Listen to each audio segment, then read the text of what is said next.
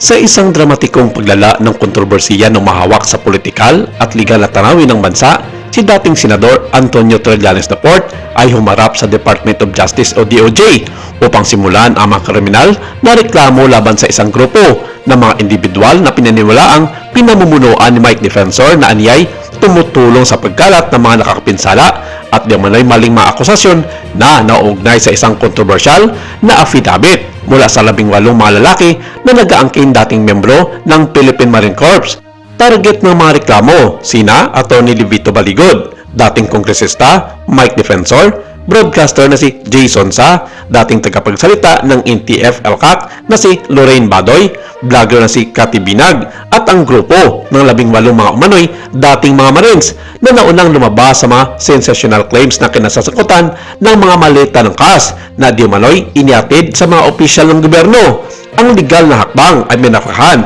ng isang mapagbasyang kontra-offensive ni Trillanes na tiyak na itanggi ang mga panatag na nakapaloob sa affidavit at iginiit na ang mga akusasyong iyon ay hindi lamang walang basehan kundi potensyal na mapanirang puri at may motibasyon sa politika. Sa pagdadala ng usapin sa DOJ, inilalagay ng dating senador ang hindi pagkakaunawaan sa mga kamay ng sistema ng hustisya, kung saan ang ebidensya, mga kredibilidad at pananagutan sa huli ay susubukin sa ilalim ng mapanuntunang batas.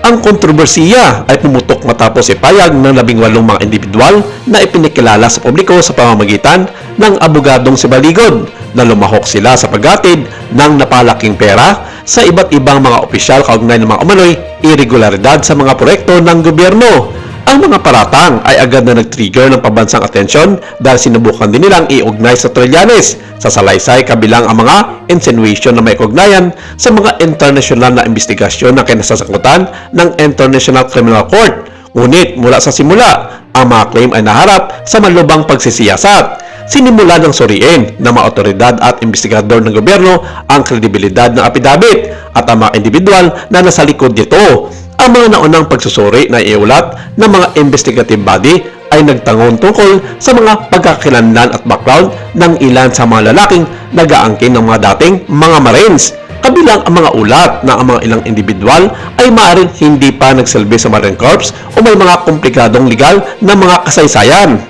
Ang mga pag-unlad na iyon ay nagpatindi ng mga panawagan para sa isang masusing pagsisiyasat upang matukoy kung ang mga paratang ay batay sa mga napapatunayang ebidensya o bahagi ng isang mas malawak na kampanya ng disinformation. Laban sa background ng iyon, ang legal na aksyon ni Trillanes ay nagpapadala ng isang malakas na mensahe. Ang mga akusasyon, lalo na ang may mga kakayahang makapinsala sa reputasyon at makaimpluwensya sa publikong mga diskurso, ay dapat makatiis sa pagsubok ng mga katotohanan. Sa loob ng maraming taon, nagkaroon ng reputasyon si Trillanes bilang isa sa mga pinaka-outspoken na kritiko ng nakaraang administrasyong Duterte, partikular na kaugnay ang mga aligasyon na nakapalibot sa marahas na kampanya laban sa droga na kalaunan ay umani ng pagsisiyasat mula sa mga international na prosecutor. Ang kanyang advokasya at dokumentasyon ng mga di umano'y pang-aabuso ay nag-ambag sa pagtaas ng pandaigdigang atensyon na sa huli ay humantong sa mga pagdiliti sa harap ng International Criminal Court,